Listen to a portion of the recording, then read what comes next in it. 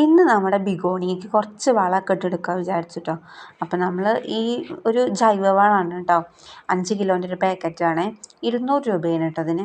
അപ്പം ഞാൻ നമ്മുടെ ചെടികൾക്കും അതേപോലെ പച്ചക്കറികൾക്കും ഒക്കെ അത് ഇട്ട് കൊടുക്കാറുണ്ട്. മുളക് ചെടിക്ക് ഇട്ട് കൊടുത്തിട്ട് ഏകദേശം നല്ല ഹെൽത്തി ആയിട്ട് നല്ല വളർച്ച കേട്ടോ. ഞാൻ അതിൻ്റെ വീഡിയോ ഇട്ടിട്ടുണ്ട് കേട്ടോ ഞാൻ.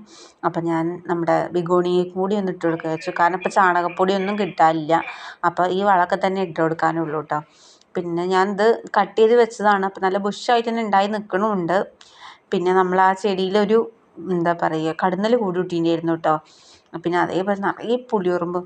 പിന്നെ അതൊക്കെ ഒന്ന് ജസ്റ്റ് ഒന്ന് കളഞ്ഞ് മണ്ണൊക്കെ ഇളക്കി കൊടുത്തിട്ട് നമ്മൾ ജൈവവളം ഇട്ട് കൊടുക്കുകയാണ് കേട്ടോ. ഞാനത് മണ്ണാർക്കാട് നിന്ന് വാങ്ങിയതാണ്. അപ്പം ഞാൻ അന്നൊരു വീഡിയോ ഇട്ടിട്ടുണ്ടായിരുന്നു ഈ വളത്തിനെ കുറിച്ചിട്ടൊക്കെ. അപ്പോൾ ജസ്റ്റ് എല്ലാത്തിനും ഒന്ന് വെള്ളമൊക്കെ നനച്ച് കൊടുത്തു കേട്ടോ. നമുക്ക് ഏത് ചെടിക്കും പച്ചക്കറിക്കും ഒക്കെ ഇടാൻ പറ്റുന്ന പറഞ്ഞിട്ട് വാങ്ങിയത്. അപ്പോൾ ഏതായാലും നോക്കട്ടെ ഇനി ഇതിൻ്റെ അവസ്ഥ എന്താവുമെന്ന്.